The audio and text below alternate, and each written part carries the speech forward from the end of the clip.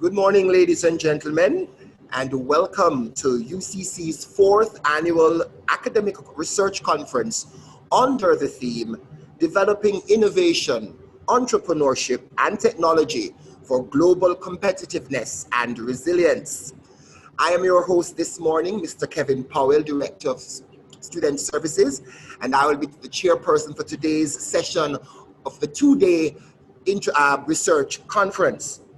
UCC is intent on developing research productivity and the publication record of its faculty, members, and students. Is delighted to host its 4th annual academic research conference to exemplify and showcase emerging research in innovation and entrepreneurship. To begin our research day this morning, we're inviting you all to stand for the playing of the national anthem.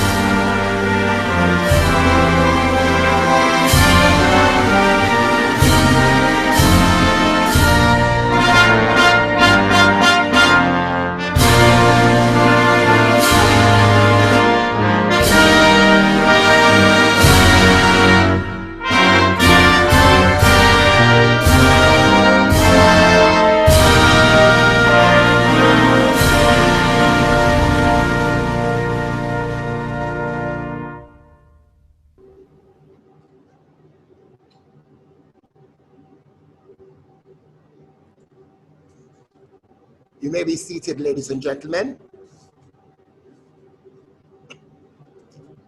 Bow your heads for prayer. Lord Jesus, we thank you this morning for another opportunity to be a part of this great institution, this great university, the University of the Commonwealth Caribbean. Lord, as we embark on this research conference over the next 2 days, we ask that your presence be with us. Lord, you are the one who granted us wisdom, knowledge, and understanding to be used for your glory. And so as we explore these 2 days of innovation, development, and entrepreneurship in a time of great challenges, in a time of a pandemic that is rocking the nations of the world, we ask for your guidance, we ask for your protection, we ask for your love. Cover us under your blood, Lord. We give you thanks for today and all the blessings that you will bestow on the rest of the day's proceedings. In Jesus' name I pray. Amen. Allow me, ladies and gentlemen, to welcome some specially invited guests to today's first day of our annual academic research conference.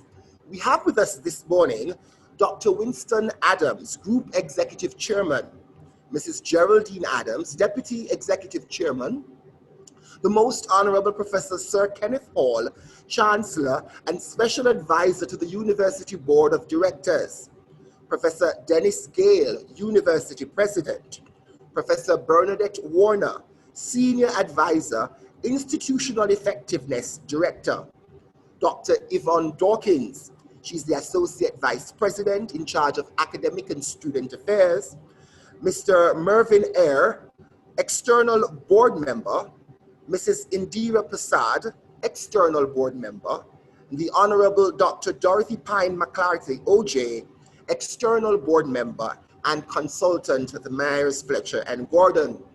We also have specially invited guests of ours from the Adjunct Faculty of UCC and Full-Time Faculty of UCC. We have Mr. Colin Turner, who is an Applied Research Lecturer, and Mrs. Suzette Sylvester, also an applied lecturer in the Department of Business and Management. We also have with us joining the Student Council President, Ms. Kayan Morgan, and she will bring the closing remarks a little later in the program.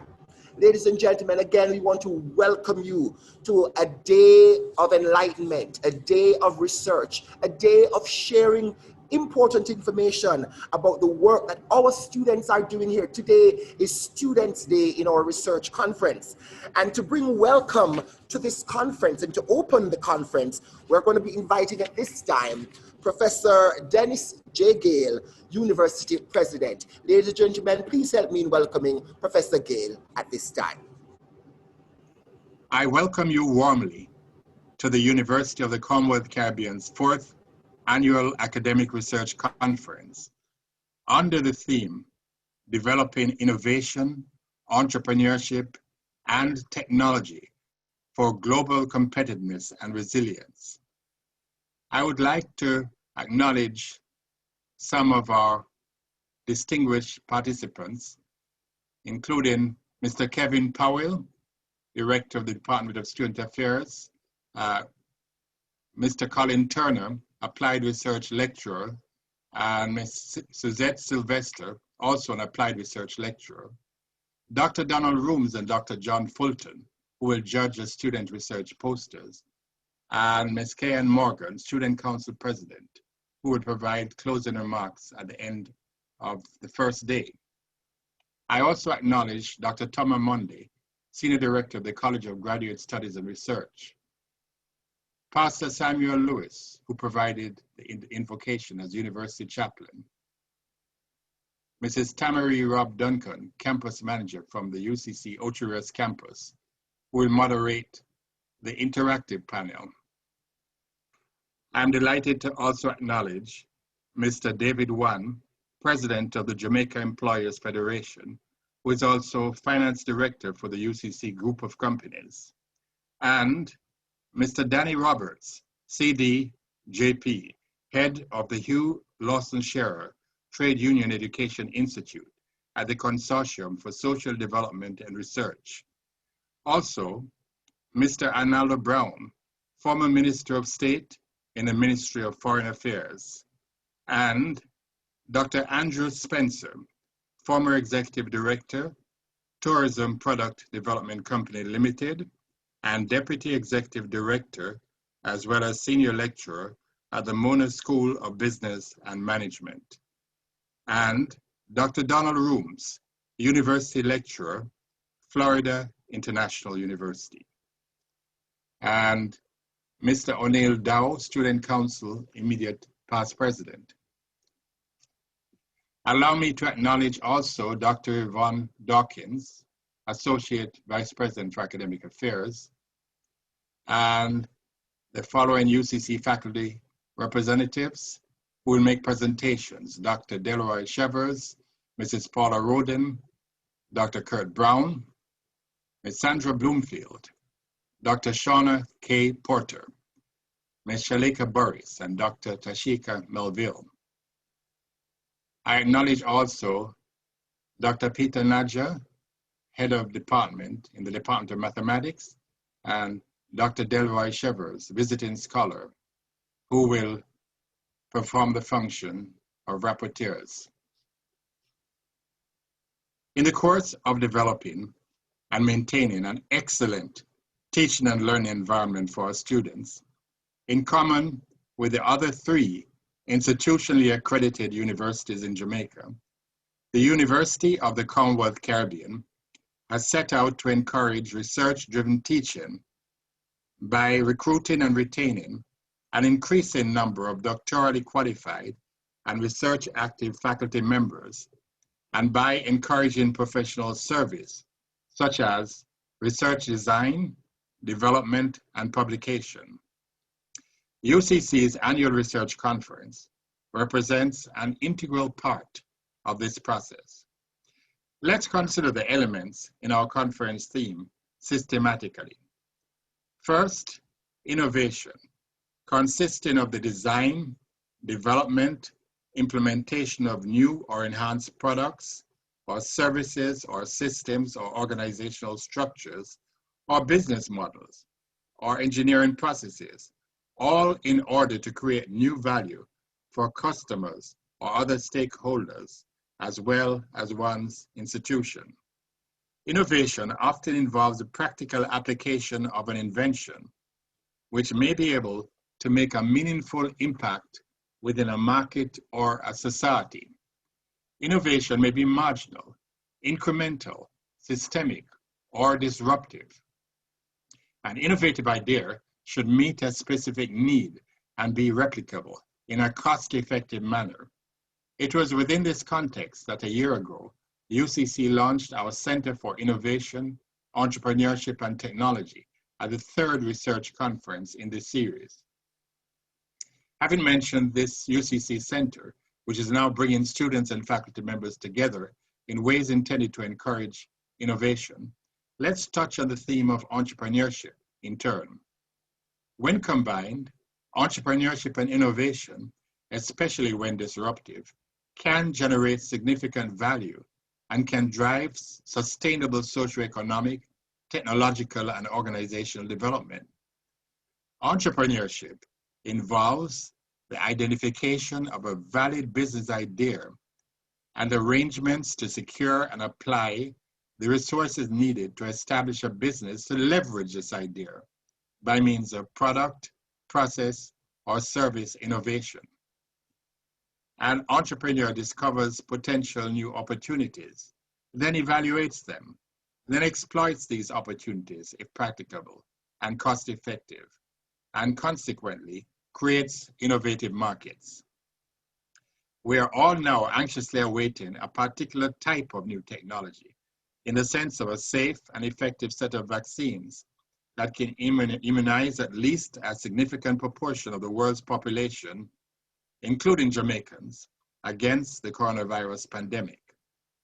Technology comprises the techniques, skills, methods, and processes used in producing goods or services, or in processes such as scientific or medical investigation. Technology is increasingly associated with knowledge development, knowledge management, and knowledge application, as in the case of the fourth industrial revolution, leading to the increasingly ubiquitous and automated Internet of Things, as well as to the proliferation of hackers seeking to access information that can be converted to their own nefarious uses. Meanwhile, we are all currently benefiting in the course of this remote conference from information technology in the sense of computer use to store, retrieve, transmit, and manipulate data or information. Technology changes and manipulates the human environment in ways that can yield both benefits, such as hydroponics or the establishment of vertical or rooftop gardens in cities, which can help to improve the temperature as well as improve the attractiveness of any location, and dangers such as climate change, which is now clearly related to weather events, including hurricane frequency and intensity, for example. Let's turn to the theme of global competitiveness. The World Economic Forum defines global competitiveness as the ability of a country to achieve sustained high rates of growth in gross domestic product per capita. A complementary and equally important form of global competitiveness is captured by the Social Progress Index, which ranks countries on the basis of 50 measures of well-being, such as nutrition, safety, freedom, health, education, and the environment, so as to focus upon quality of life. As a matter of interest, the Social Progress Index for 2020 ranks Norway, Denmark, Finland, and New Zealand from first to fourth on these measures. Finally, resilience may be viewed as the capacity of any given system, such as a country, to absorb and mitigate changes and disturbances, while retaining essentially the same identity, structure, mission, objectives, and values, allowing for constructive continuity. Resilience balances and integrates persistence as well as change in an integrative cycle.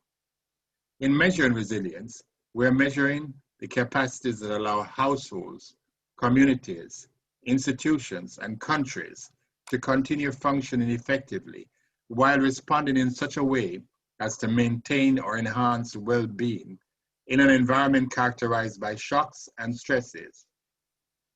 When sufficiently robust, resilient systems can even benefit from such shocks and stresses. We have all encountered the saying, "What doesn't destroy us can make us stronger."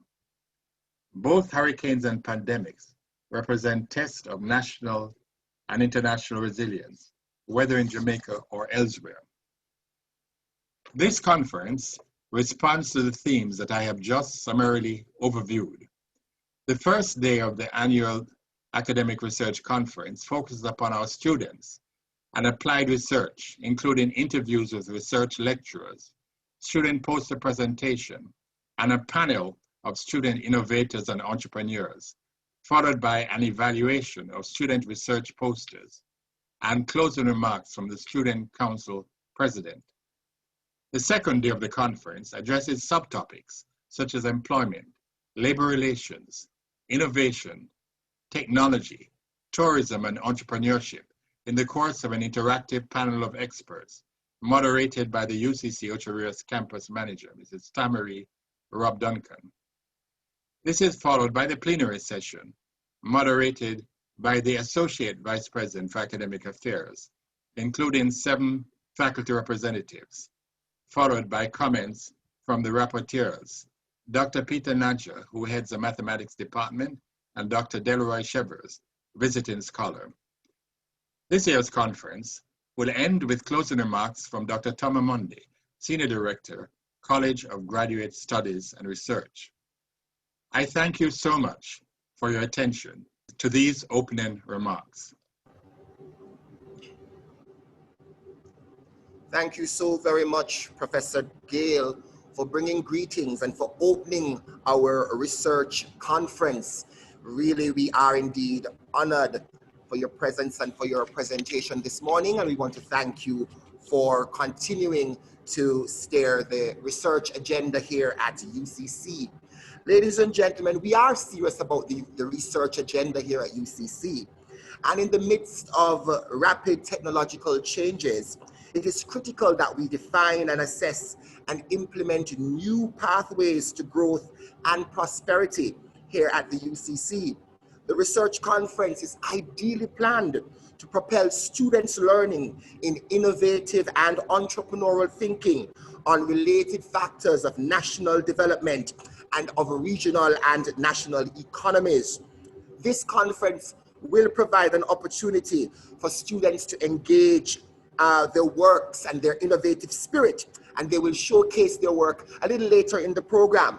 But to talk to us more about the students' contribution and about the process involved in getting our students ready to become leaders and thinkers in this global space and to participate in the research agenda are 2 of the most sterling lecturers here at UCC who help our students to prepare them to be better researchers. We're going to be hearing at this time an engagement from these 2 lecturers. That is Miss Suzette Sylvester and Mr. Colin Turner.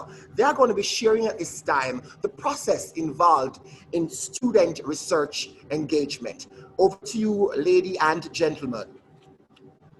Today, I have the awesome privilege of interviewing one of my colleagues here at the University of the Commonwealth Caribbean, UCC. Research Conference Day, who is an adjunct lecturer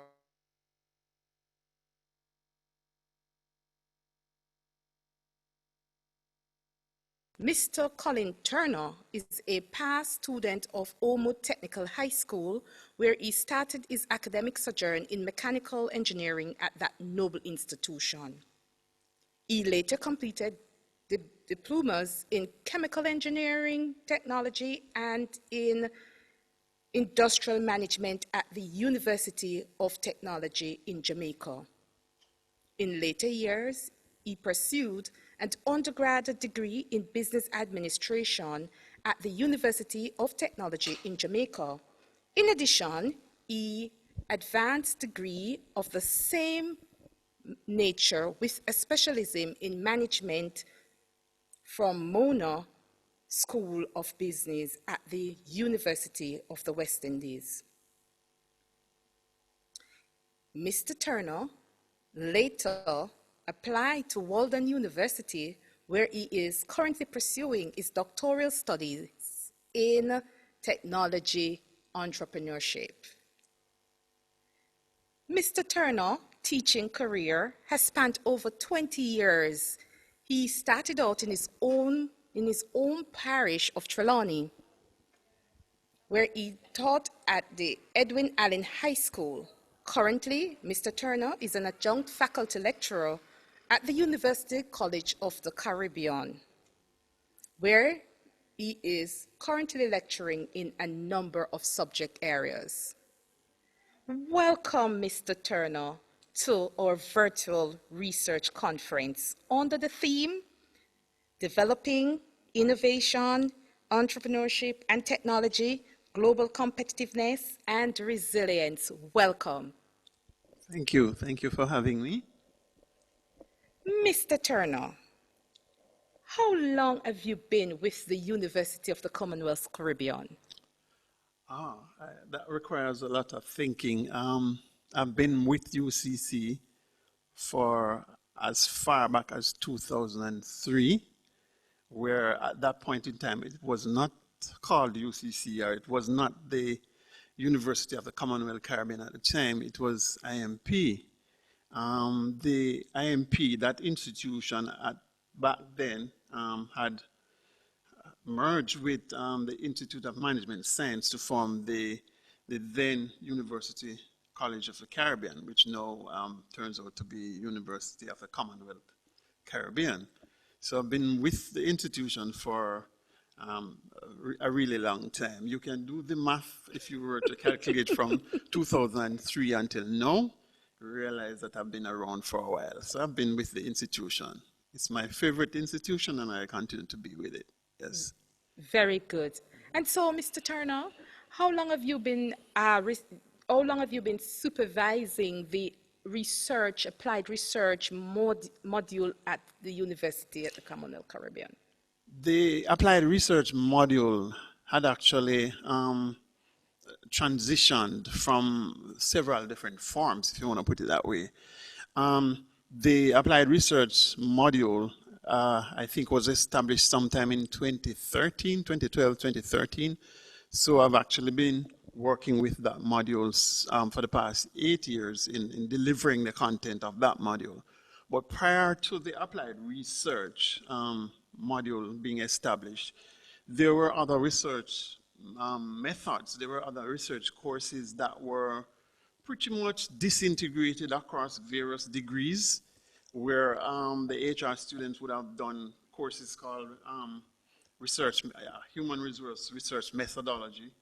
There were different types of research courses that were being offered in many different areas of the business at the time.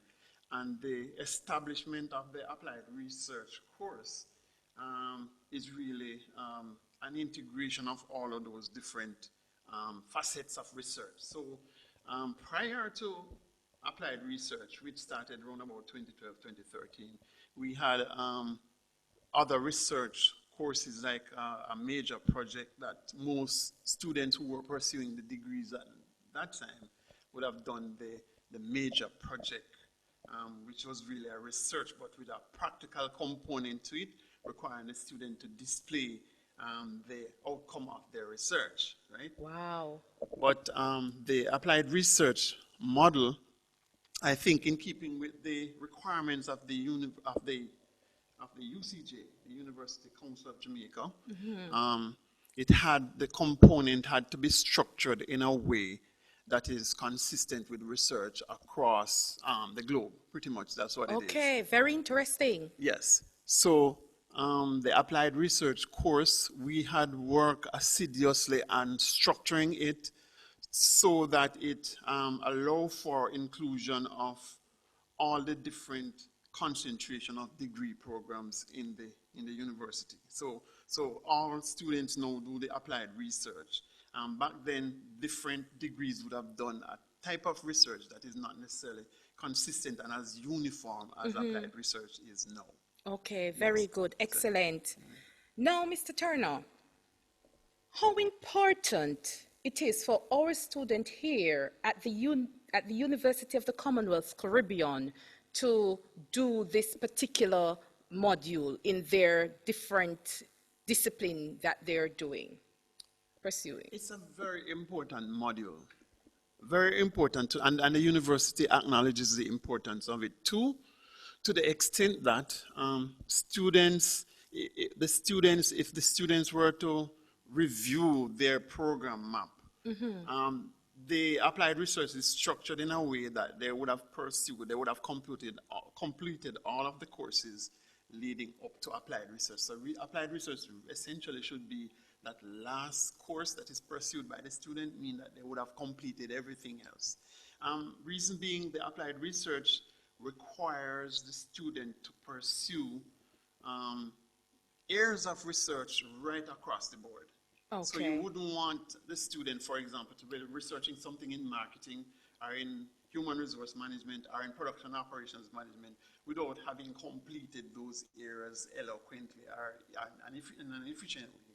Okay. So essentially, the students having completed all those courses are now ready for applied research, and the students can confirm that it's one of those tough courses that pulls significantly on their energies, and they are so required to work with the content that at some point in time it forms a kind of a stress for them. But at the end of the day, when they have completed applied research, they would have felt like they just graduated. They want to toss their caps in the air because my they God. felt like they have just completed the graduation session. But that's how hectic applied research is. So back to your question, which is I can just imagine how important it is how for important them, it is. right? Yes, it is very, very important. The importance cannot be overemphasized, particularly because the applied research course encourage and practically force the student to pay keen attention to some special area of concentration, some special area of vocation, building competencies in certain areas, so that they can now go to the organization of their choice, to the organization who employs them, to see how best they can apply these concepts and theories. So essentially, we kind of encourage the students, although we force them to an extent, to ensure that the research that they pursue is such that it is beneficial to the organization, beneficial to the researchers themselves, and beneficial to the body of knowledge that we're trying to increase. Excellent, sir. Very good. Now, Mr. Turner, I don't think a student would have just want to take on this particular module without not getting some direction or directives as to the importance in terms of skill set that the university would want to develop for our student. Can you just elaborate on those key skills that applied research or research try to develop in the student currently pursuing these various research that we're doing here? The course, based on structure, and the students will sometimes complain about the volume of work to be done, particularly because the course requires them to build competencies in their ability to collect data. Okay. They have to be able to collect data, and data collection is a critically important aspect of the applied research course. If they're not able to collect data, and when we say collect data, we're talking about collect data in an accurate kind of way, data that is reliable, data that has been validated, data that can be used for decision making later on. So, excellent. The data collection process is emphasized and overemphasized, as a matter of fact, just to ensure that the students are able to collect accurate data that can be convert it to useful information for decision making. So that's important. Another thing that the course try to build in terms of competency is the fact that the student, having gone through this course, are better presenters because they are required to present the information that they have captured. Right. They are not just going to collect it and put it aside. They are required to, the hands-on nature of the course requires them to present the data back to the persons who would have asked them to do it.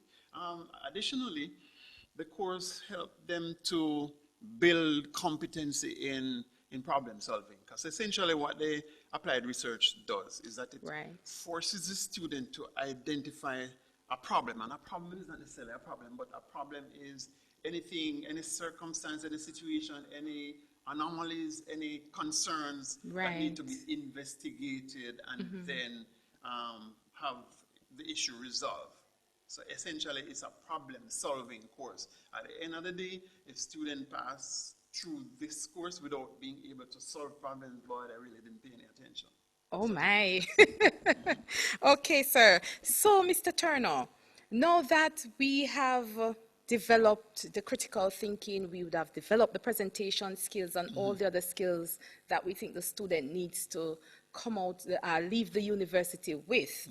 My question for you, sir, what advice would you give to the student who are currently pursuing their various researches in different modalities and so on, disciplines, whether it be behavioral science, whether it be finance? What advice would you give to? All right. Currently, the university allow for research in the area of in the behavioral sciences, essentially, because right now, where the type of research that is allowed, especially when we go quantitative, is that we ask the students to do non-experimental research. So they're not really experimenting per se, but they're trying to unearth some kind of a problem in the business area with a view to presenting a solution to those problems that they unearth. Right. Now, just remind me of the question again, the end of your question. You did. They advise you that you. What kind of advice would we? Right. Yes. So the current student, or any student who ventures into doing this course, we encourage them to try to adopt a research area that is important to them, because you want them, you want the buy-in, you want the sacrifice to be made into getting the information. So we always encourage students to zero in on some critically important areas, or an area that is important to you, maybe your career development, maybe to the development of the organization to which you're attached, maybe your communities, and so on and so forth. So we encourage them to focus on those areas, primarily because once they have an area of focus that is of interest to them, then we find that the results are usually magnificent, right? So you don't want students to just say, okay, here is a course, I'm just completing this course. You want them to enter that course with some amount of enthusiasm, because they know at the end of the day, the results is going to be used. So we encourage them, for example, to go into organizations where the organization will need the help. The organization has a particular issue that needs to be resolved, and therefore the solution to that problem would be beneficial to the organization. Part of their program, when we ask them to design their research, we expect them to highlight the significance of the study, and the significance of the studies usually speak to those persons who will benefit from the study. So if they can't prove that somebody will benefit from the study, usually ask them to fix it. Okay, great. And my final question for you, Mr. Turner, what are some of the feedbacks you get from the students who have gone through the applied research module? I think that the applied research course is probably more impactful than the other courses that they have done, that they have pursued, particularly because the applied research course draws significantly on those other areas of competence. So if you're doing applied research, it draws on your marketing knowledge, draws on your accounting knowledge, draws on your operations knowledge, and so on and so forth. So it pulls information from the individual. It drags these competencies out of the individual. And therefore, I feel, I have noticed that applied research tends to have a greater impact on our graduates than the other courses. So you find that at a graduation ceremony, for example, we who normally do the applied research courses tend to get a lot of shout-outs and a lot of ball-out and a lot of whistling from the students because they don't remember anybody else. They remember that last lecturer who would have done the applied research with them. So I think that it's important to them, and I think the past students can also confirm that applied research has been quite beneficial to them.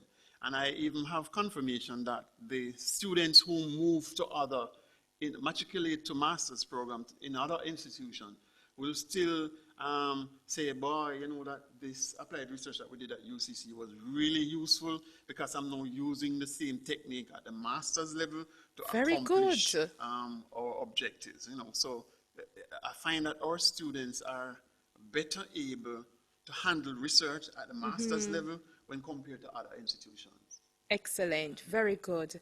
Mr. Turner, it was surely a privilege and a pleasure conducting this interview with you this afternoon. On behalf of the University of the Commonwealth Caribbean, I want to say thank you very much, Sir Turner, for participating in Research Conference 2020. I was your host, Suzette Sylvester. We want to say thank you so very much for a lively and engaging discussion between our two stellar research lecturers, Ms. Suzette Sylvester and Mr. Colin Turner. I want to thank you so very much for ensuring that our students were thoroughly prepared for their research projects, for their research posters. Certainly, the value of research cannot be overstated, and we really want to thank you for taking the time and the energy and the effort for preparing our students. And so today we're going to actually be participating and engaging in some of the research that has been conducted by our students. Today, from a pool of 21 student presentations that were selected and received by the research committee, 8 were shortlisted.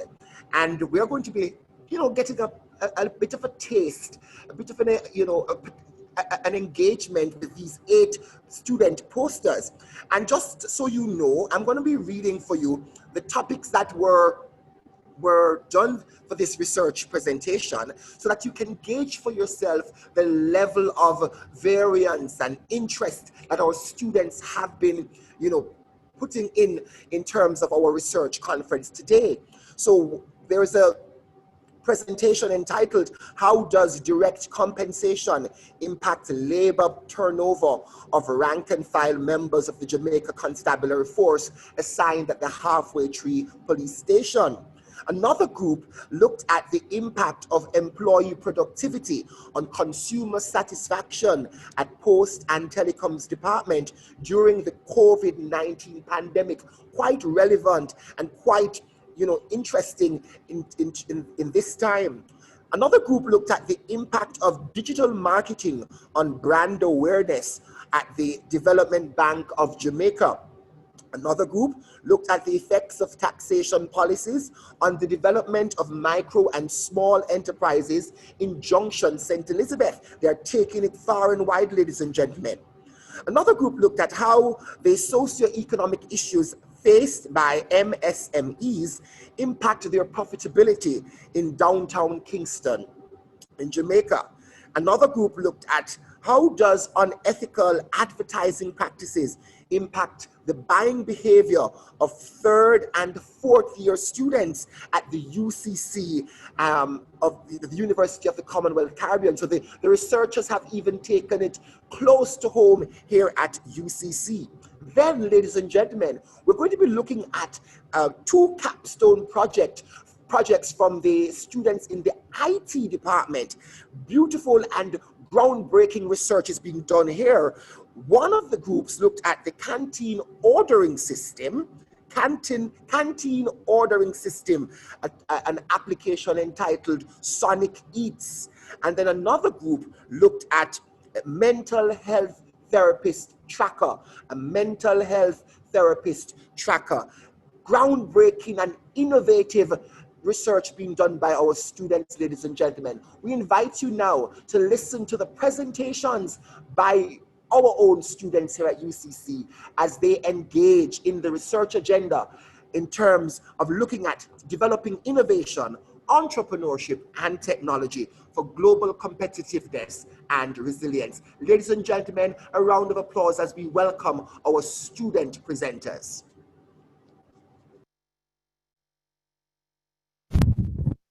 We are Group 1, conducting a qualitative research to investigate the effects of direct compensation on labor turnover.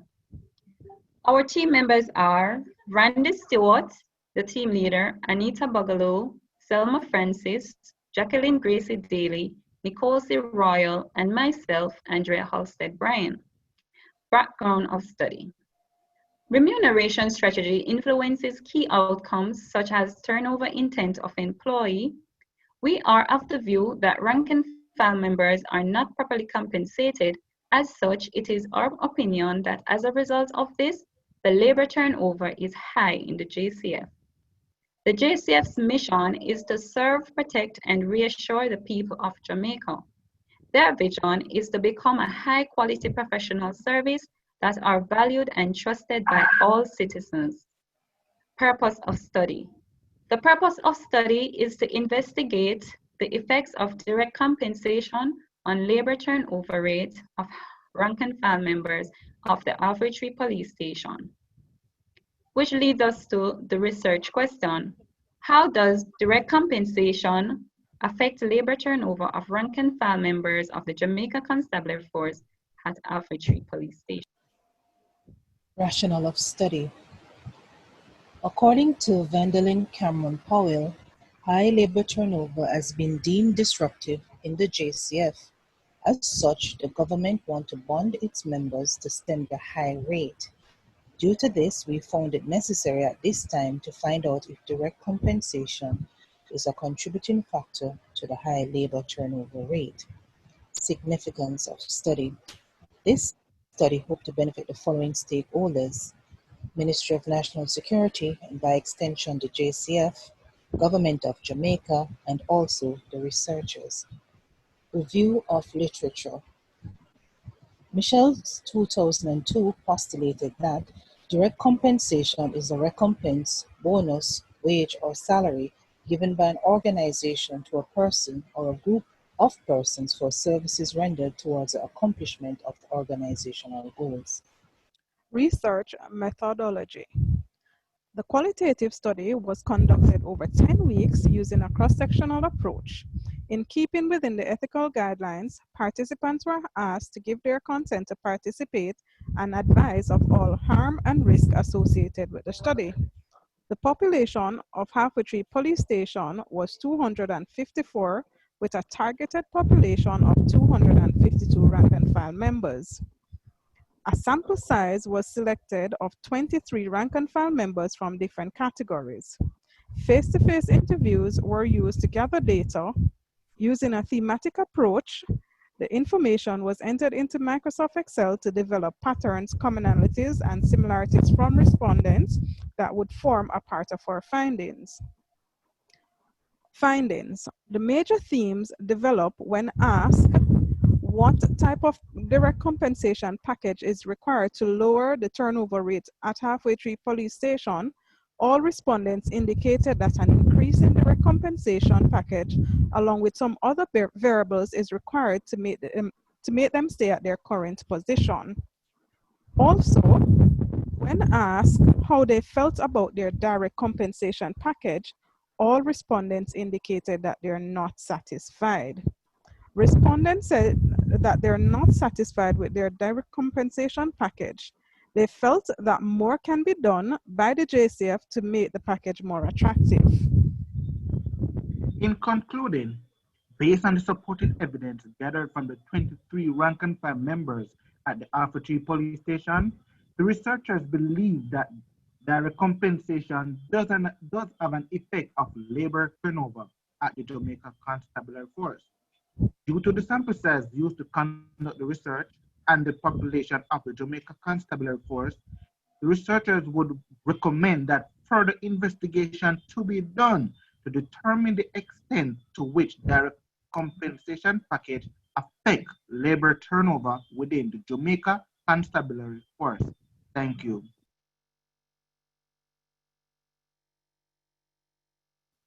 Good day, we are Group 1 and we will be looking at the impact of employee productivity on customer satisfaction at Post and Telecommunications Department during the COVID-19 pandemic. The company was established in 1671 and is currently located at 6 to 10 South Camp Road, Kingston, CSO.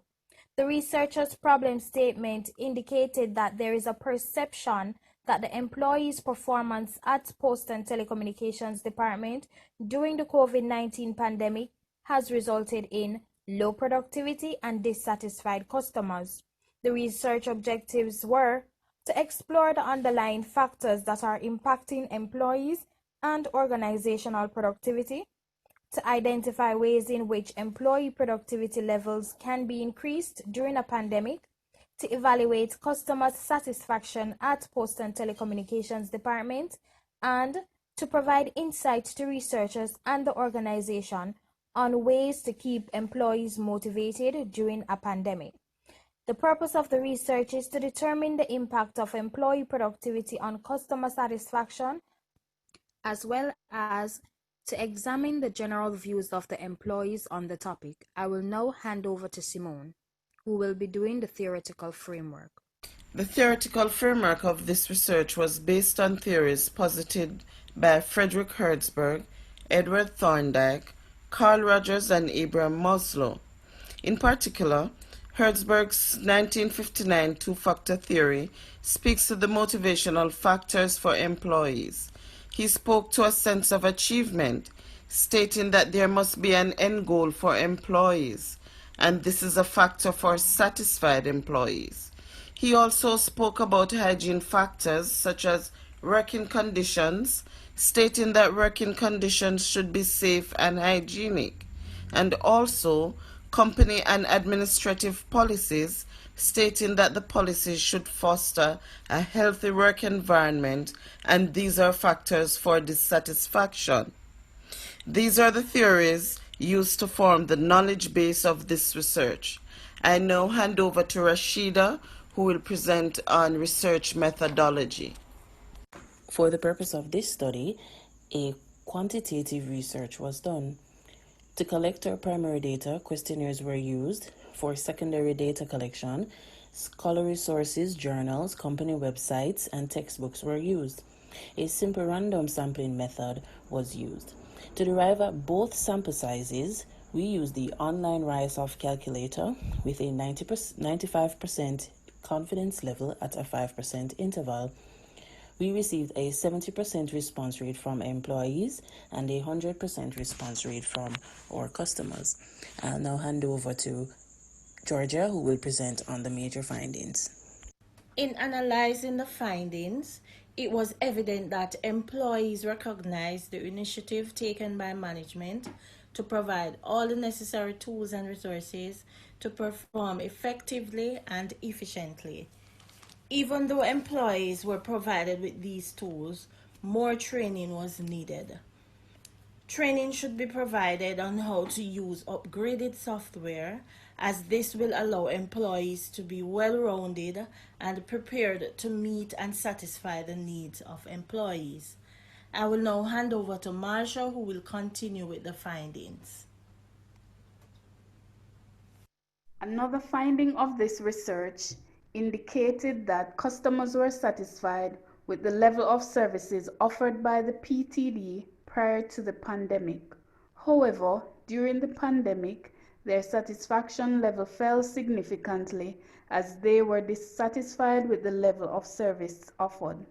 As seen in the graph comparing both periods, the satisfaction level was high prior to the pandemic, while during the pandemic, the satisfaction level decreased. I will now turn over to Ophelia, who will speak on the recommendation and conclusion. is recommended that there should be a safe environment for employees and customers. There should be tools and resources for continuous communication, and also training should be improved. Based on the researchers' findings, we have concluded that the alternate hypothesis was accepted. Employees' productivity significantly impacted customer satisfaction at PTD, and also customers were not satisfied with the level of services provided despite the challenges presented by COVID-19. Thank you.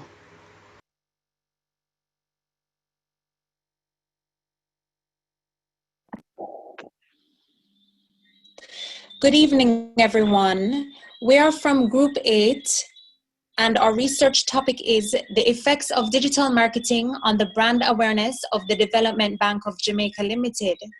My name is Candice Thorburn, and with me are my group members. They include Talsia Rose, Natalie Pinnock, Vonette Malcolm, Chad Anderson, and Steve Stewart. The Development Bank falls under the purview of the Ministry of Finance and the Public Service. The DBJ provides funding and technical assistance to large, micro, medium-sized projects. DBJ's main goal is to provide financing solutions through alliances with approved financial institutions, microfinance institutions, direct lending for large projects in other financial institutions. Our study was on brand awareness, which is the extent to which consumers are familiar with the qualities or images of a brand and the scope to which a brand is recognized by existing customers as well as potential customers. One of the main purposes of marketing is to influence consumers' minds, which will allow the brand to increase its market share and develop brand equity. The purpose of this research was to analyze how digital marketing activities implemented within DBJ influenced or resulted in the increased brand awareness and made the necessary recommendations to ensure that the organization is identifiable within the banking sector. The significance of the study will assist the DBJ in determining whether the use of digital marketing has been effective in increasing its brand awareness. The research will assist the DBJ to determine what components of digital marketing are most effective and the best use of the company's resources. Finally, the research will provide recommendations to the DBJ on how to maintain its online presence and attract potential customers.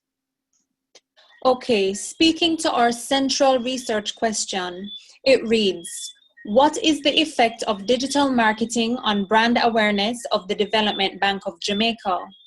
And then this brings us to our research sub-questions, which include, how can incorporating digital marketing activities benefit DBJ and its brand awareness?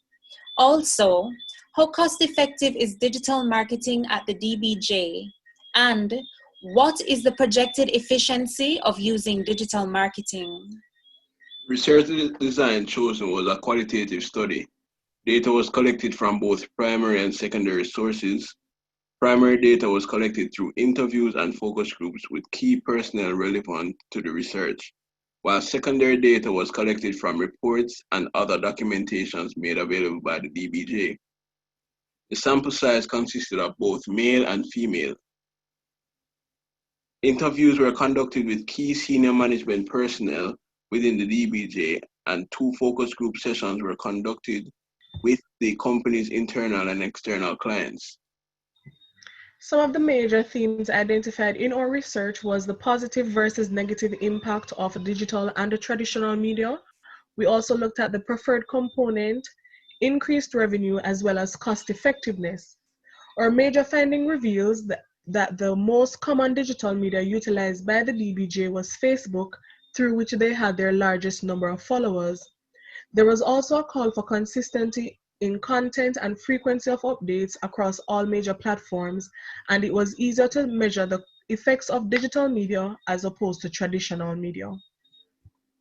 Some recommendations made to the DBJ were to engage in consistent marketing activities through regular posts to social media sites, Google Ads, and other digital marketing platforms. Also, increase the usage of some underutilized digital marketing components such as email marketing and WhatsApp to improve customer relations. Include podcasts, visually appealing and interactive content, online workshops, interviews, and displays of MSME success stories as part of the digital marketing campaign. In conclusion, digital marketing has resulted in far greater reach with real-time dialogue with current and potential customers, as well as increased brand awareness. The DBJ has observed an increase in brand awareness since the implementation of its digital marketing promotion.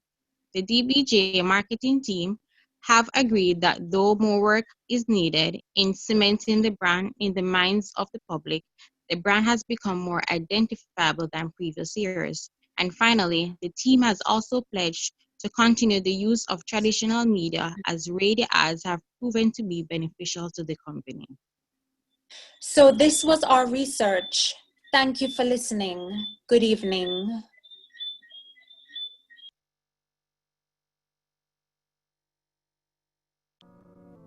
We are the Accounting and Financial Management students of the University of the Commonwealth Caribbean.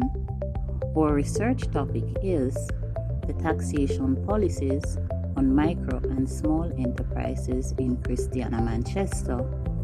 The researchers are Latoya Marsh, Janice Williams, Janelle Hardin, Alexi Grant, Simone Vernon Smith, and Shakira Brooks Thomas.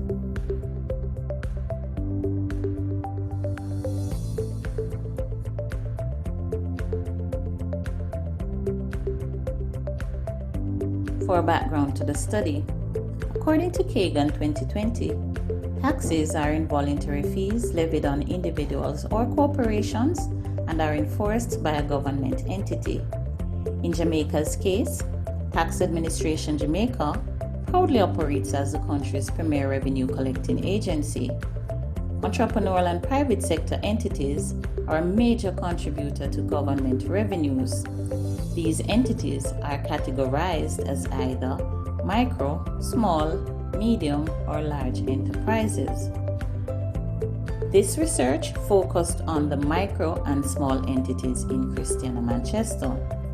The purpose of this research was to investigate the impact of tax policies on the development as well as the compliance of MSEs in Christiana, Manchester. And we also wanted to understand from the entrepreneur's perspective what additional government policies could be implemented to encourage business registration as well as tax compliance. Our research question is, how does the taxation policies in Jamaica impact the development of micro and small enterprises in Christiana, Manchester?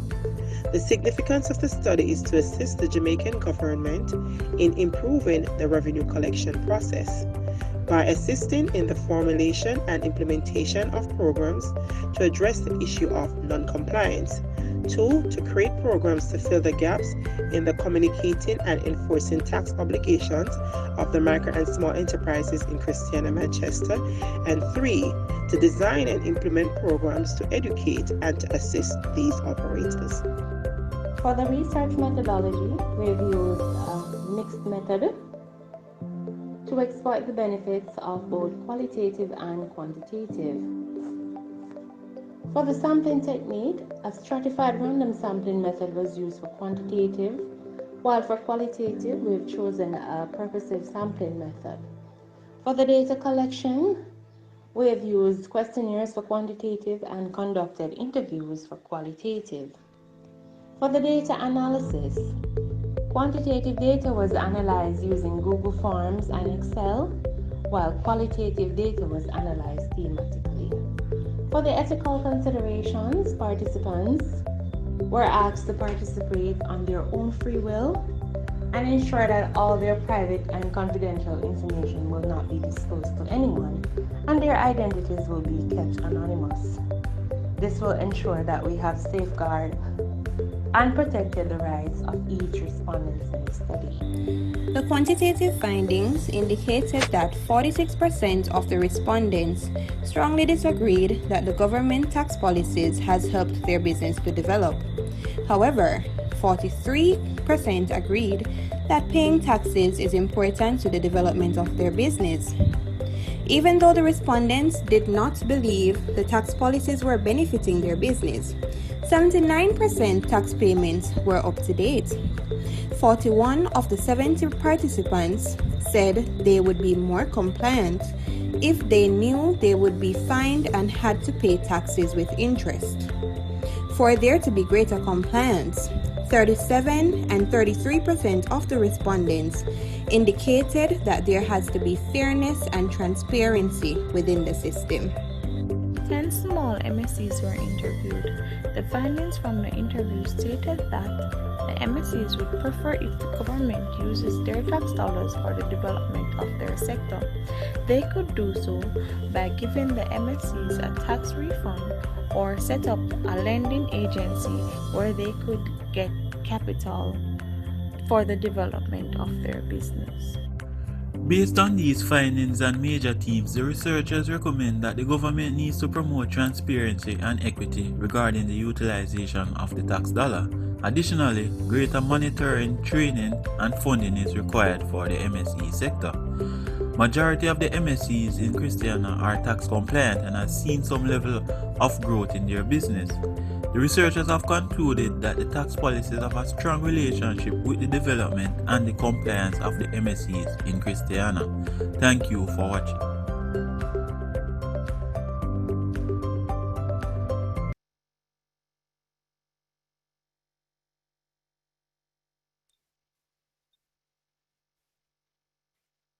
Hello everyone.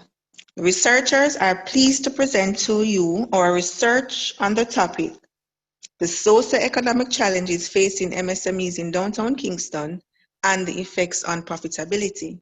Background.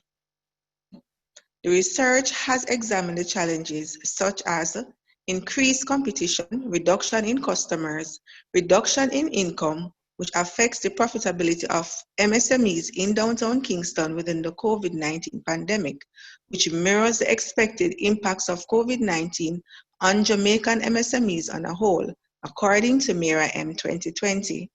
The purpose of our study was to examine the socio-economic challenges faced by MSMEs in downtown Kingston and how it affects profitability. Our research question was, how does the socio-economic challenges facing MSMEs in the current era affect their profitability? We had three secondary sub-questions, and they were as follows. What are socio-economic issues facing MSMEs? What strategies do the companies employ to remain profitable? And does business literacy of managers impact profitability? Orlando, over to you. Thank you, Debony. I will go through the research design and methodology. We, the researchers, chose to use a qualitative research design due to the small samples.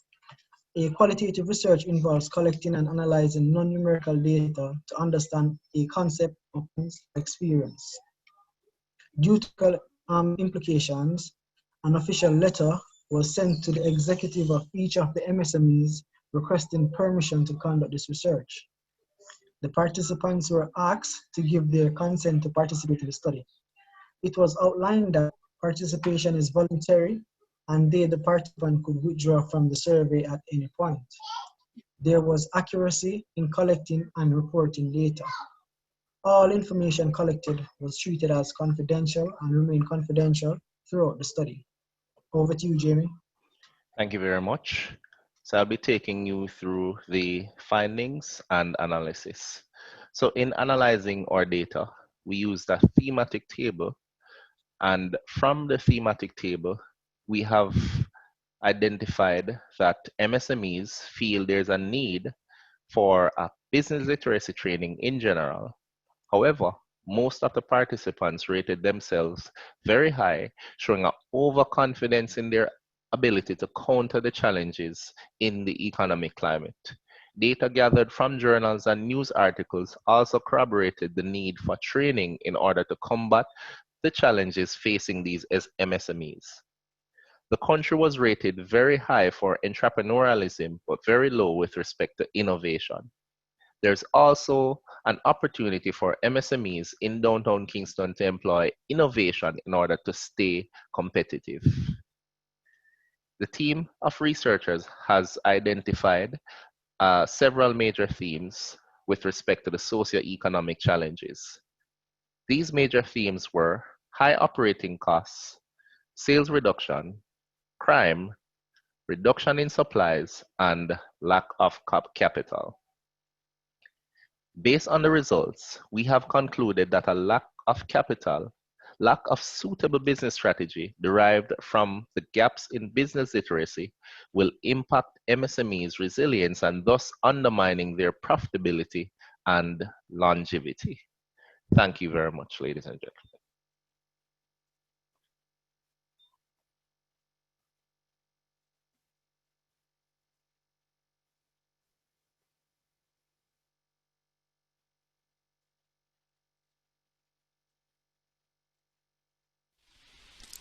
For this study, the researchers looked at the relationship between the variables on ethical advertising and consumer behavior.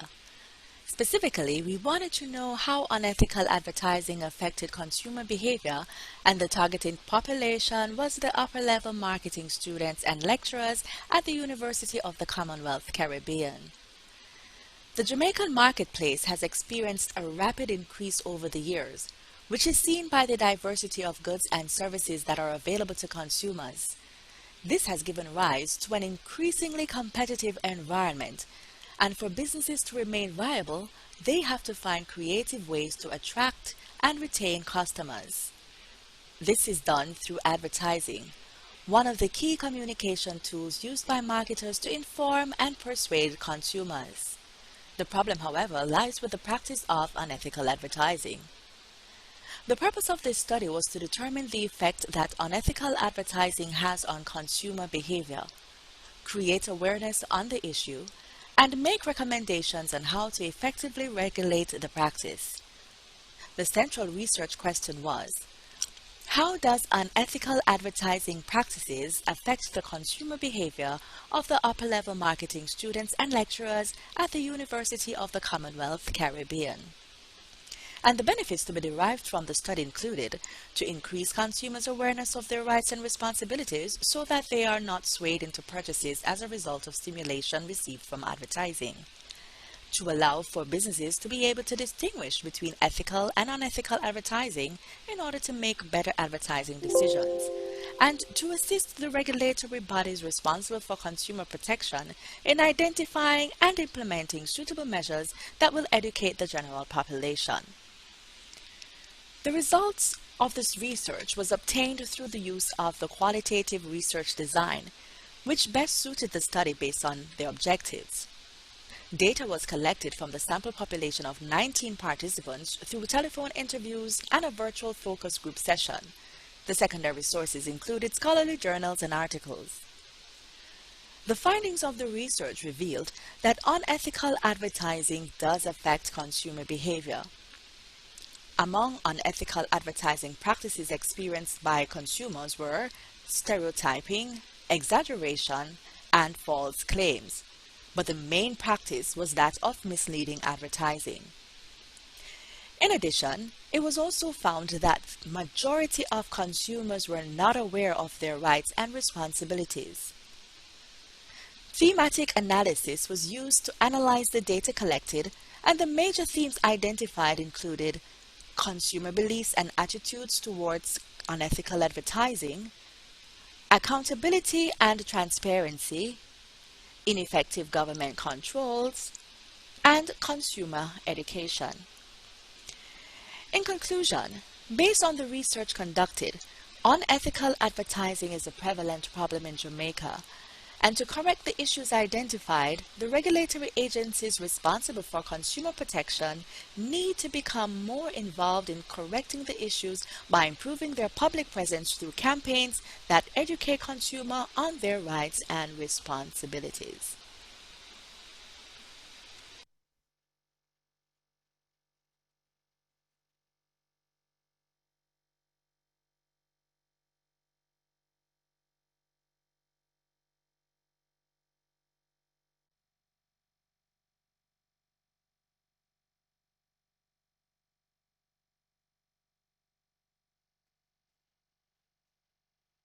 Welcome to the presentation of Sonic Eats, an online meal ordering system. This product was developed by a team of students from the BSc in Information Technology at the University of the Commonwealth Caribbean. The team members are Devon Aiken, Wendy Gordon, Ramon Mackenzie, Elena Utah, and Kevon Woodstock. The online meal ordering system is an application that is intended to provide members of faculty within the UCC environment, as well as students and staff from neighboring communities, the ability to order their foods through the canteen by directly logging onto a website. In the existing system, currently the menu is emailed out to members of staff.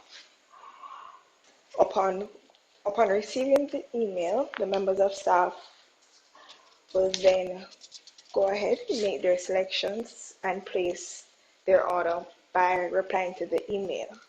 The challenge with this is, having received the email, a number of persons may end up replying to the incorrect email, or you find that there are times when email goes undelivered to the canteen staff. This will result in persons going to the canteen and then finding out that there is no lunch available for them. Our solution is intended to provide a hosted online ordering system. This system will give ease of use for all users via desktop and mobile, provide the administrators with a method of managing the system, and of course we provide training for this. Before this project was undertaken, a literature review was done of similar systems, including three main systems: a web ordering system, which of course provides customers with the ability to place orders online by supplying necessary details; menu management, which allows a restaurant to control what is ordered by the customers; and of course an order retrieval system, which is the element that ties the two previous elements together. Having come across this, it was decided that we needed to come up with an approach which should allow our customers to interact with the canteen through one system. Hence, the solution being an online meal ordering system dubbed Sonic Eats. Sonic Eats will give customers the ability to review their order, place an order, review the menu.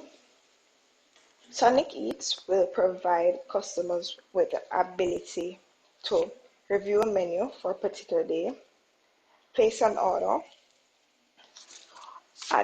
and on the other side of it, canteen staff can go through, review orders, update the status on orders, thereby providing seamless communication with their customers. We will now go into a brief overview of the Sonic Eats online meal ordering system. Welcome to Sonic Eats. First-time users will be required to register into the system. Registration will include providing name, username, contact information such as email address or telephone number. Each user will be required to provide a password, as well as indicate the location that they would prefer to pick up their meal. Existing users will log into the system directly. All users will be required to log into the system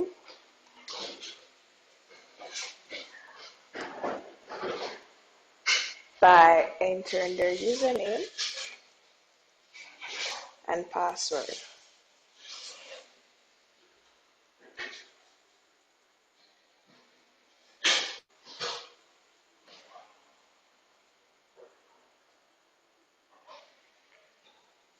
Once a user is logged in, they will be presented with the menu for the next day, or depending on the time of day, they'll see the menu for the particular day. There's also options for persons to choose this week's menu, review, and make their payments. So let's go ahead. If you would like to choose a breakfast option, simply select the preview of the options, set breakfast options, so you get a more detailed outlook as to the meals that are available for you. Upon deciding what it is that you'd like to order, you can click on order, specify any size that you would like. We're going to place our order. Once your order has been placed, you'll receive a review, a summary of your order, at which point you may go ahead and make a payment at the canteen or pay online. Once your order is complete, the canteen will be able to review your orders and update or confirm your order. We'll also allow persons to call in and make adjustments to their order. So our menu management interface allows our canteen staff to review orders that have been placed, update the menu selections. You can also schedule the menu based on the days. We're also able to update a particular menu item. So steamed fish, you can go ahead and change the price, specify if it is a meat that is available on the complimentary listing. We can also upload an image for that particular meal. Okay. For inspiration, daily quotes are provided, and persons will be able to or staff will be able to simply update using this particular interface. Our Sonic Eats interface is designed to be accessible as well as user-friendly for all on both mobile devices and in your browser. We do hope you enjoy. Thank you.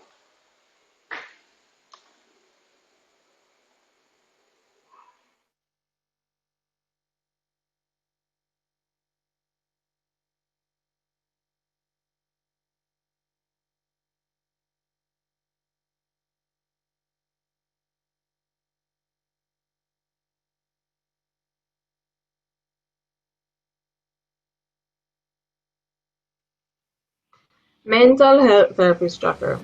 Studies have proven that each year at least one person out of 100 has or knows someone who suffered from a form of mental health problem. Some mental health patients are not satisfied with their therapy session arrangements for specialized conditions. In Jamaica, it is very difficult to find a therapist within the same geographical location, and there is no interactive system in Jamaica which provides easy access for therapist listing.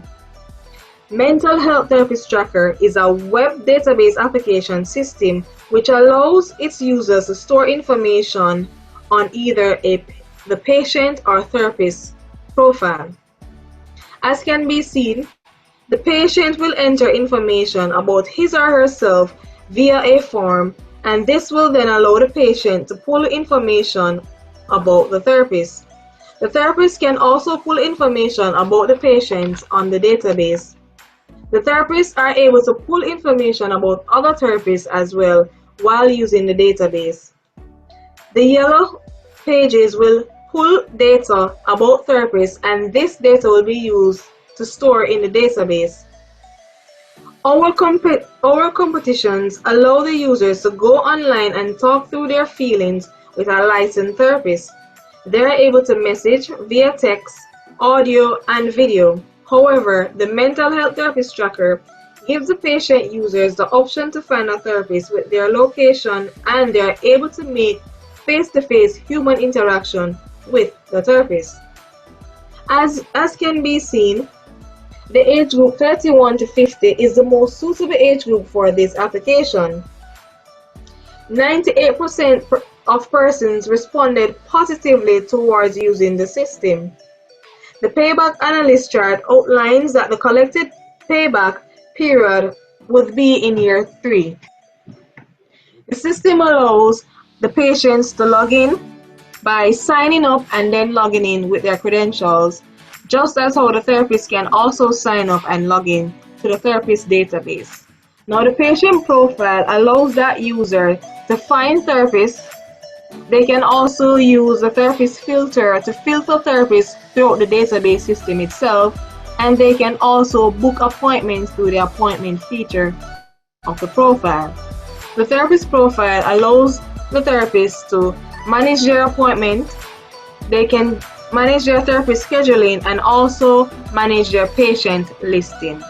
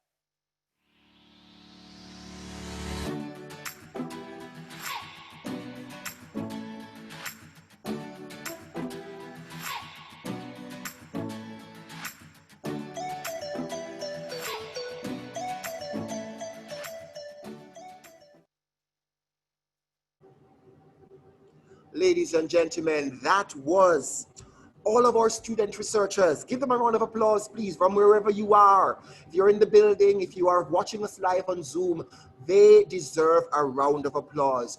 This is groundbreaking. This is innovative. This is rich research that we are experiencing right at our very fingertips.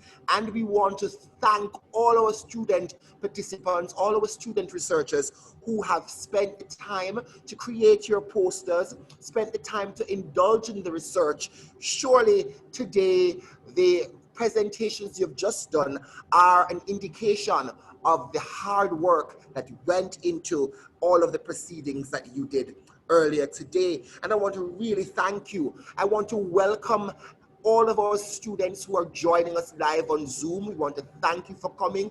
Thank you for participating in our Research Day conference. Certainly, the sweetener of the extra credits really drove some of you home to the research conference today, and we want to thank you for joining us here. We want to see you again tomorrow for day 2 of our research conference. We have our panel discussions. We'll have various presentations from our lecturers and faculty at UCC, both internal and external guests of ours. We'll be here tomorrow. You do not want to miss tomorrow's Research Day conference either.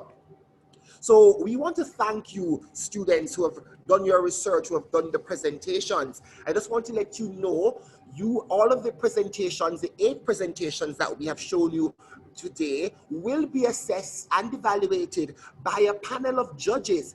And tomorrow in the afternoon session of our research day, you don't want to miss the announcement of the first and second place winners of our competition, our research competition that we have going on right now. In fact, tomorrow, our judges will be Dr. John Fulton from the University of Sunderland. Then we have Dr. Donald Rooms from the Florida International University. And then our very own local faculty members, including Dr. Veronica Reed and Dr. Kurt Brown, will also form a part of the panel of judges who will be looking at the presentations that we've just seen, and they'll be making their assessment. And tomorrow in the afternoon session, a champion will emerge, but certainly all our participants are deserving of acknowledgement, and all our participants will be getting certificates of participation for being a part of this worthwhile venture.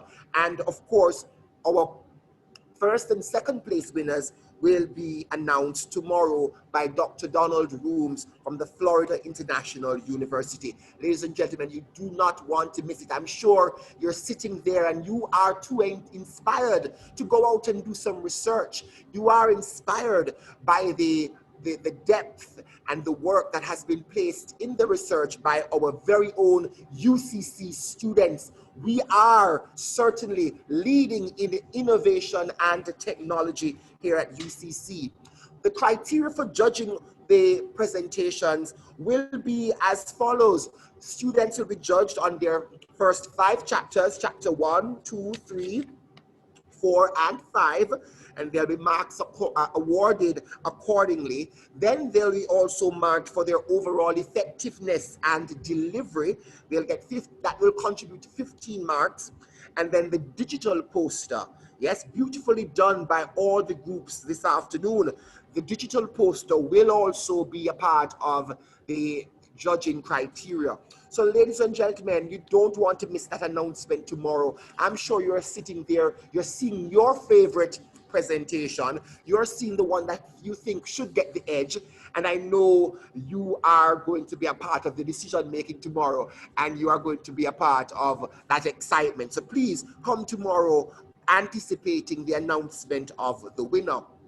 At this time, we're going to shift gears from the research a little bit and talk about entrepreneurship, because of course, that's also a part of our theme for this Research Day conference: innovation, entrepreneurship, and technology. And of course, one of the mantras of UCC is about entrepreneurship, building student entrepreneurs. And so in this section 1 of the next couple of minutes that you have with us, we're going to look at youth entrepreneurship, and we're going to have a panel discussion at this time about youth entrepreneurship and the challenges and the issues being faced, solutions that can be provided, and this is all being done and charted by very own UCC students and of course our partners as well. Joining us on this panel discussion is Mr. Reginald Nugent. He's the director of the UCC Business Development and Consulting Institute.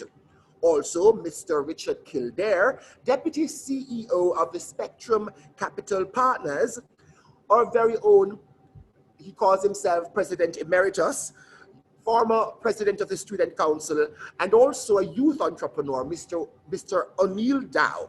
And then, of course, we have our Chief Innovation Officer here at UCC, Mr. Michael Gordon. Ladies and gentlemen, joining us in this presentation, I want you to sit back and listen, because perhaps they'll get some information about you too can be a youth entrepreneur and looking at the challenges and the issues surrounding this venture. Ladies and gentlemen, a round of applause as we invite the panelists to come with their discussion.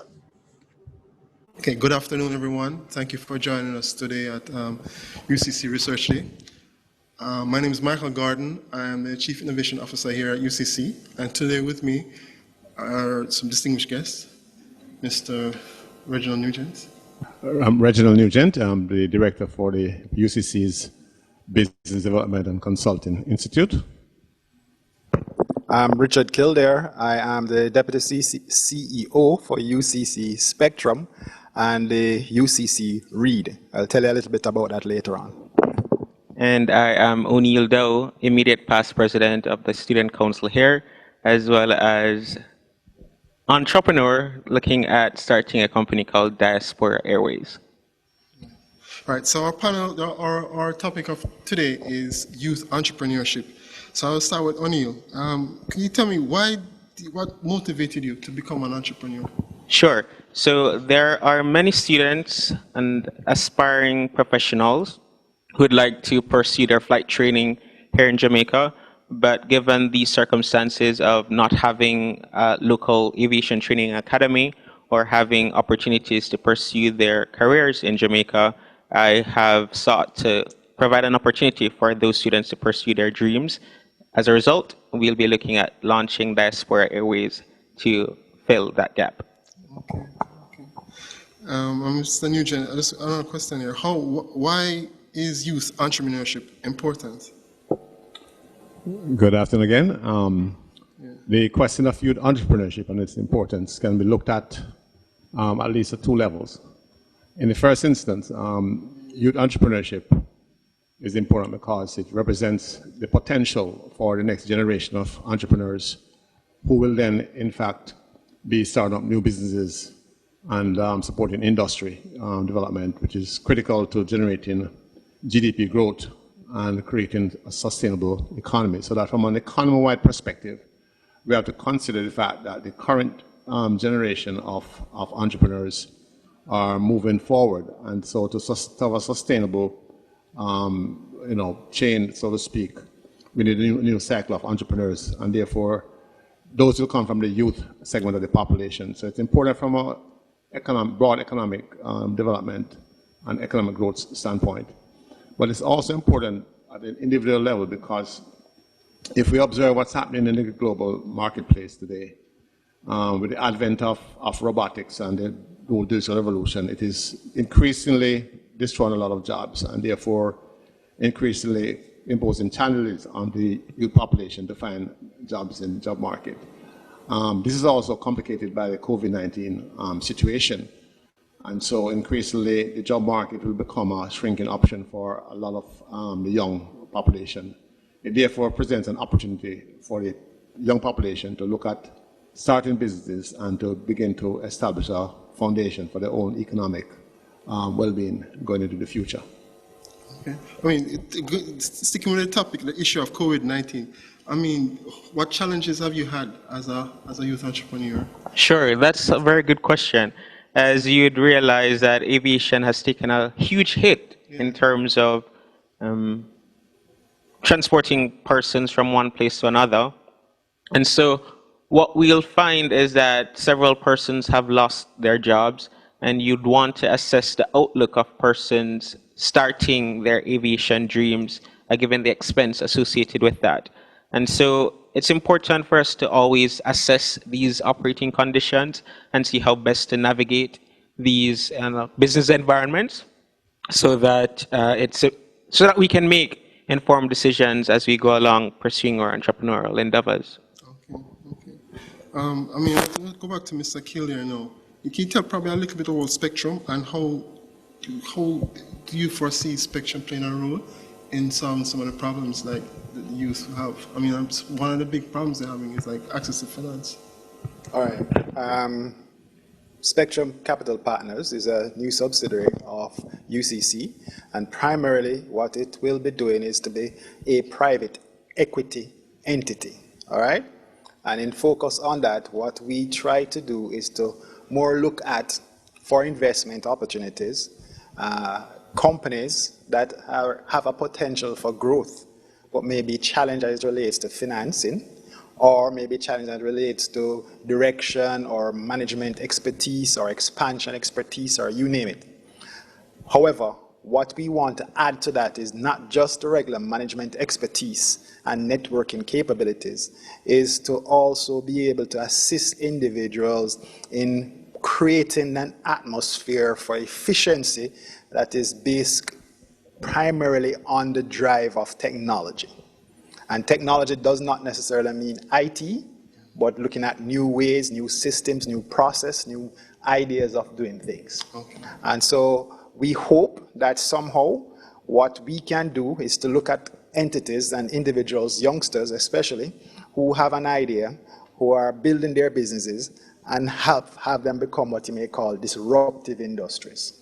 Meaning that with what efficiencies they have either created a new market or found a new way of doing something in a far more efficient way and is far more profitable, or a major impact to the society as it relates to charity or otherwise. Okay, thank you very much. I mean, you talk about the skills of the entrepreneur. I mean, O'Neill,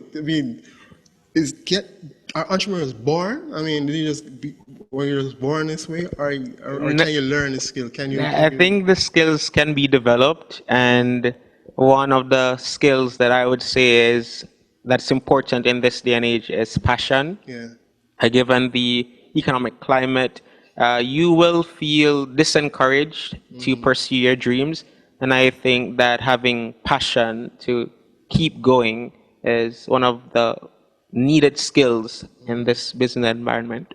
Okay. Okay. So, Mr. Nugent, I mean, in terms of the Business Development and Consulting Institute, I mean, how can we help our passionate young entrepreneurs? Okay. Again, the Business Development and Consulting Institute is one of the newest units of UCC. Yeah. And it complements, of course, the work that has been ongoing either through the Innovation Center that my colleague, Mr. Gordon, heads up, and also the capital, the financing unit that my colleague, Mr. Kildare, just spoke about. And so the business of looking at how you get up and running a business is largely what the Business Development and Consulting Unit is responsible for. We have in place, and in fact, trying to get up and running a small business development center, which is really a partnership with the government through the JBDC and the national SBDC network, and working also along with the DBJ that provides funding to underwrite the costs of providing some of the services that we provide to the young entrepreneurs. We provide a range of services from one-on-one counseling to advise entrepreneurs on a range of issues, from incorporating a business, how to structure their business operation, from doing a business plan, looking at technical advice where it relates to basically getting a product up and running. And we also intend to look at launching perhaps an online business startup model that essentially can allow the entrepreneurs and other business persons to go online and access resources that can basically guide them step by step through a number of processes, where it has to do with looking at finance, marketing, or HR. We're also going to have a certain amount of business training that we'll provide for the small business enterprises. What we're saying essentially is that we are set up to assist the small business and entrepreneurs to basically take the next step forward in terms of their business ideas, or of a early stage venture or growth stage venture. We can provide a consultant to get them to the next step. And so that becomes important, because in order to secure capital, they have to be properly packaged, and they have to have proper business plans that can articulate exactly what their plans are, so that they can bring it to our spectrum unit for funding. So we have a kind of a synergistic relationship with the other cluster entities that are designed to foster entrepreneurship and innovation at UCC. We are very much open to young entrepreneurs, and we would like to encourage them to basically, come and take a look at some of what we're doing, because we are very eager to assist them in moving forward. Thank you. Thank you, Mr. Nugent, Mr. Kildare, and Mr. Doe. It's been a pleasure being on this panel with you. And as all our panelists said, we're here to help all our entrepreneurs to become global leaders, innovators, and solve the great problems of our society. make a better world for all of us. Thank you again for joining us. Thanks. Thank you for listening.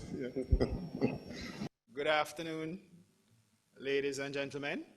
I am Richard Kildare, Deputy CEO of Spectrum Capital Partners, which I'll tell you a little bit more later, and Acting CEO of UCC Reed. And again, you will hear about that some more later.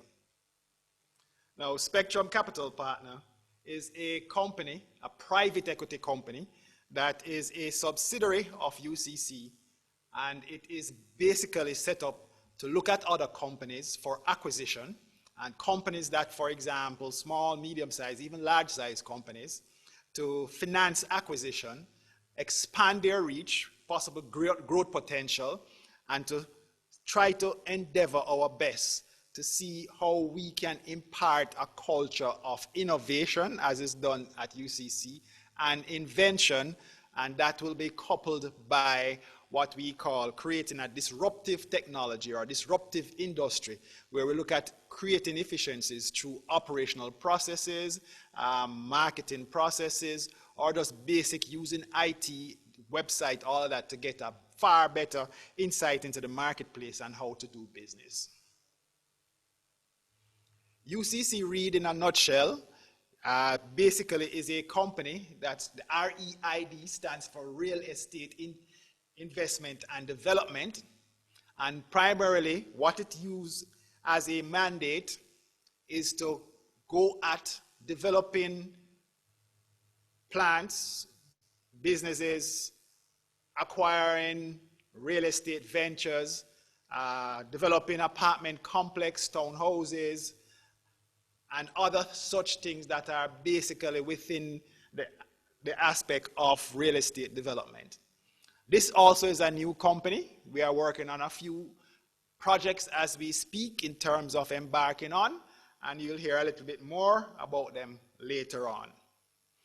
However, the real reason that I want to make this presentation to you is that about a pitch document. Now, considering this is a research day and a research endeavor, what is very, very important for those small businesses across the island or individual and students who have an intent to set up their own business must have a strong belief in researching the components and the areas of the business in order to create a pitch and to have a winning business in itself.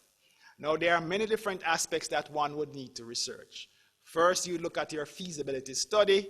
You then look at your business plan. You look at your marketing model. You look at your sales strategy, all of that. But for this purpose, once you have covered all of that in this pitch document, this is for getting to private equity companies or potential investors in order for them to make an investment. Now, what is the pitch?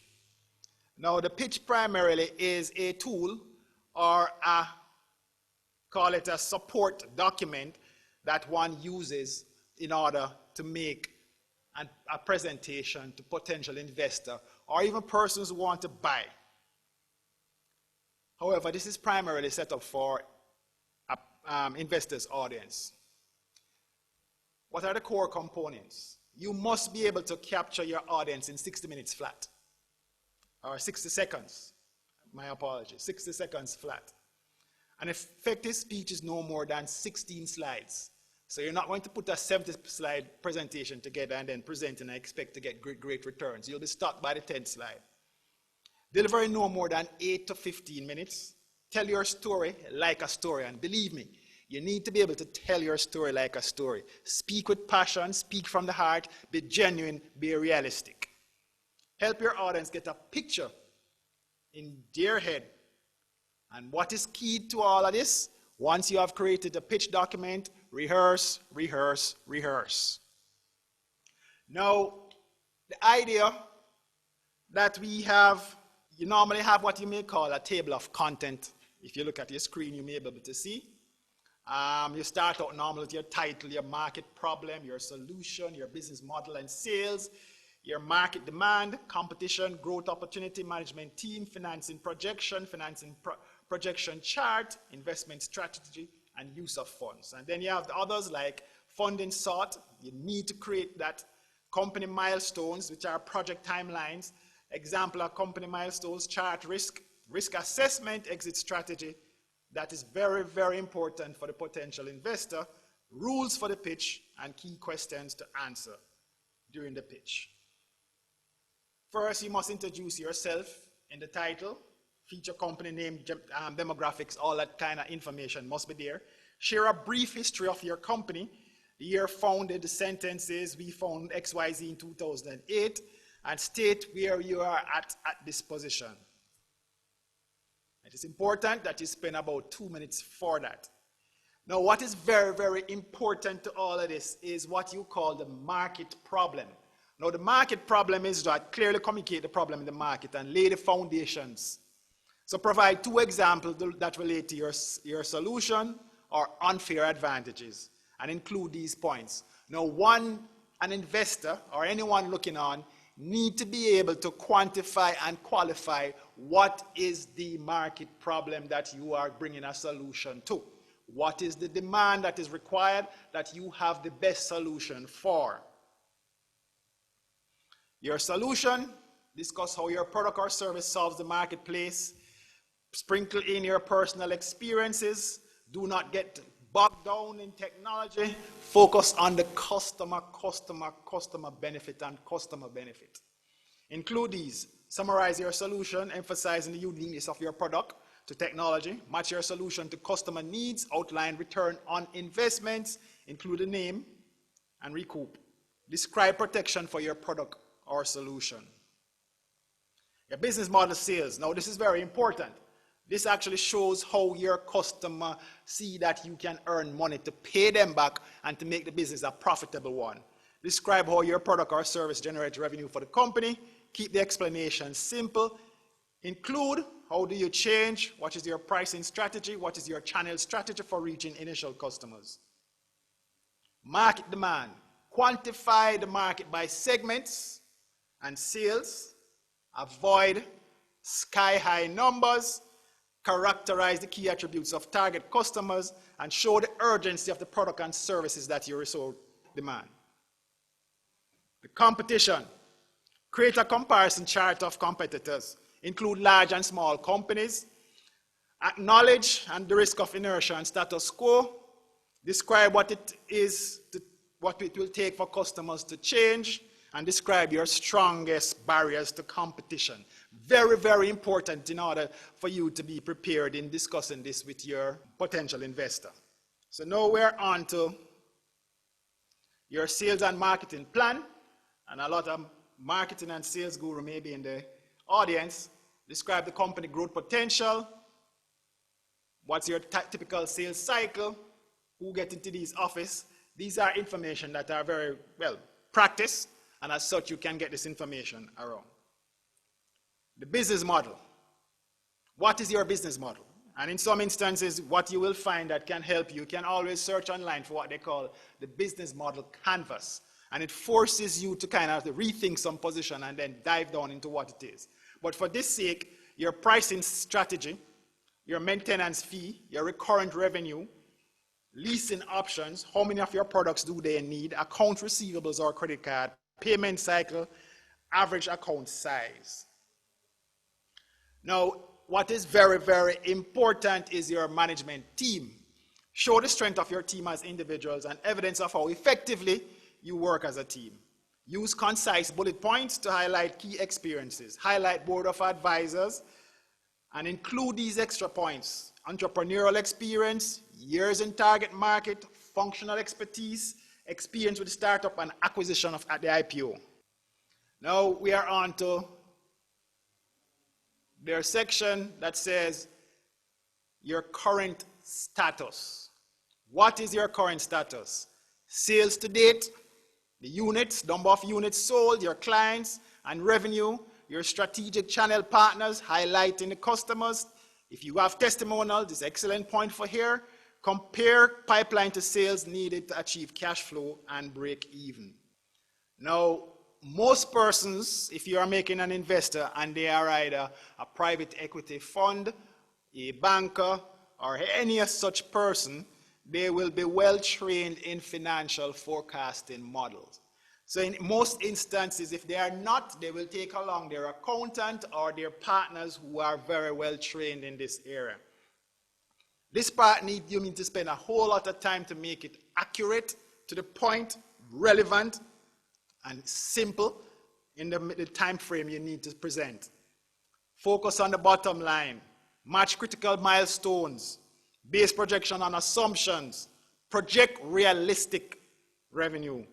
You must be able to explain margins, markup, monthly burn rates, extended period of negative cash flow. And this is just an example that I have here of the financial analysis. So you have some columns. Normally, it's excellent for you to do a 5-year forecasting model. Some people say 3-year, but I'd say do a 5-year. And then every year you may amend it going forward. But just for the investor's sake, do a 5-year forecasting model. You include your revenue, your cost of goods sold, which is the total input and other operational expenses. Define your gross profit in dollar value and in percentage. Your operations, your income loss before tax, or your net profit, include loss before tax after sales. All right. Investment strategy and uses of fund. Form of investment. How much are you looking for? What's the valuation you have targeted? Use of proceeds. What future funding will be required? All of that information is absolutely necessary. Then you are going to be having some what you may call company milestones.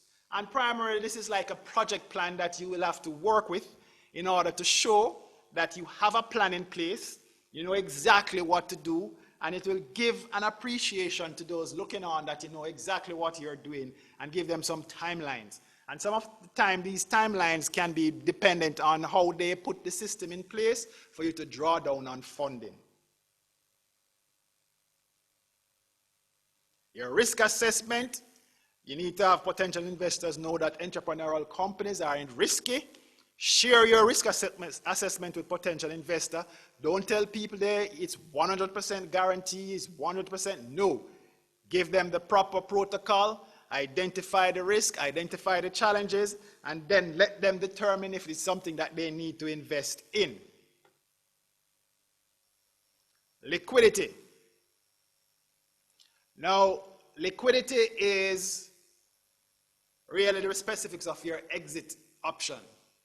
Now, for example, when we speak about exit, individuals or entities come along to invest in a company that they need to identify with how they get their money back and the appreciation value of the money that they input in there. And so therefore you have different options. It could be you could divide out the options into rounds. First round, you come in as everybody else. By second round or third round or fourth round if you want to go out, or by an IPO. Or later on, having done an IPO, is it an APO that you would want to have? So there are many options to approach it as to how. Is it a buyback of the shares by the entrepreneur? So therefore you have an investor who comes in and 4 years down the line, rather than take it to IPO or anything else, the person can buy back the shares. Rules of the pitch. Very, very important. Allow reference to arrange the meeting. Rehearse, rehearse, rehearse. Target the audience. Show up early, not on time. Show up early and bring only key personnel. You don't want to overwhelm with too many persons. Business attire is a must. Use appropriate social skills. No off-color jokes, no lewd jokes. Know your stuff. So that means you would have been rehearsing this and studying this for days or weeks. Be enthusiastic but not annoying. Be courteous and respectful. Don't read to the audience. Use simple pictures, graphics, and avoid extremely abbreviated text. Use 4 bullets per page and 4 words per bullet. Let the audience know how your business makes money. Be prepared. Be open to audience recommendation. And you have many, many more that you can go through over time. But here's a section that speaks to words you do not want to say. Do not say this is the best deal you will ever see. Do not say no one else does what we do. Do not say we're chasing billion-dollar market. Do not say our intellectual property is solid. These are an aggregate amount or areas in which you are definitely must not say. Thank you, ladies and gentlemen. I hope this will help you to create winning pitch documents so that we can help to make Jamaica a far more prosperous place.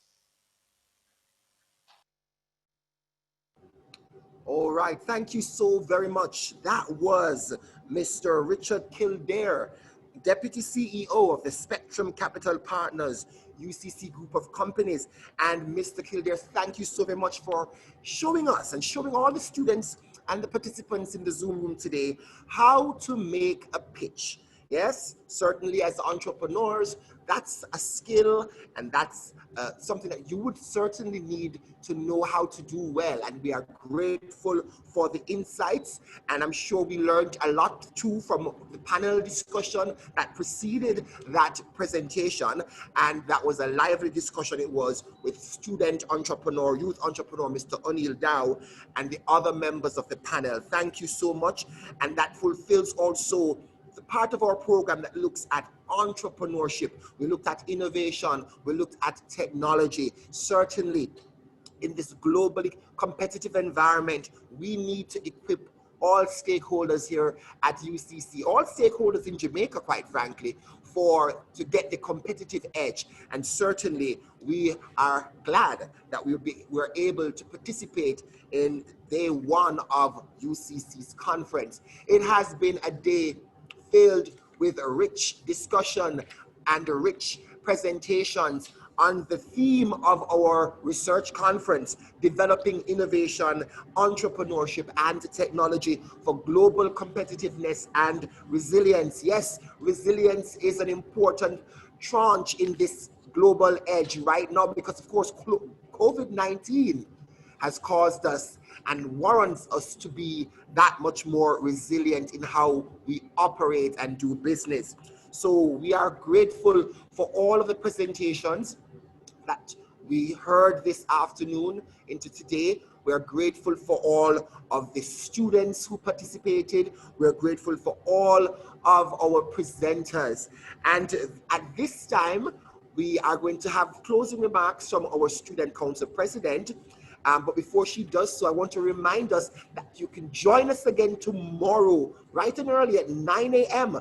for day 2 in our 4th annual research conference. It promises to be just as engaging.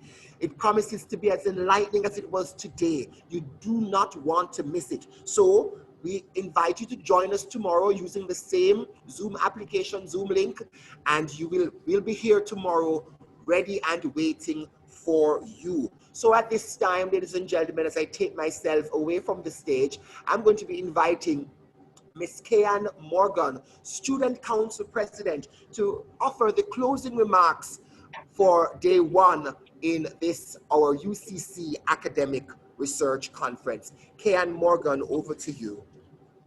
Thank you, Mr. Powell.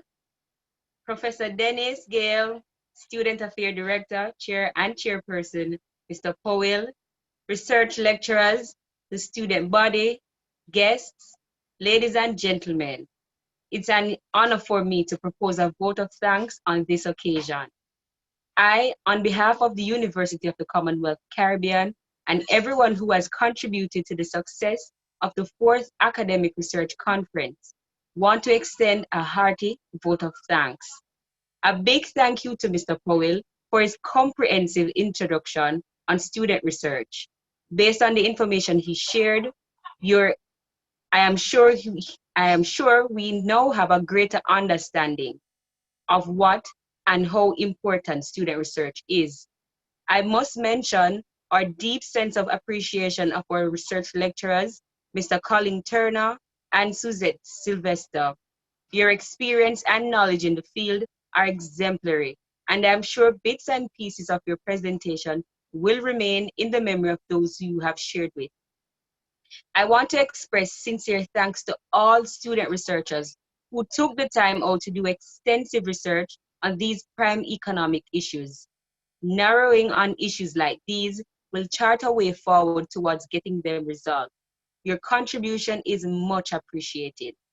I want to thank our IT capstone students for their creative ideas aimed at improving our university's experience. I am sure the Canteen app and the Therapist Tracker will be game changers when launched. To each and every one of you, especially our panelists, we are all inspired by your words and work. Ladies and gentlemen, such an event like this could not have happened overnight.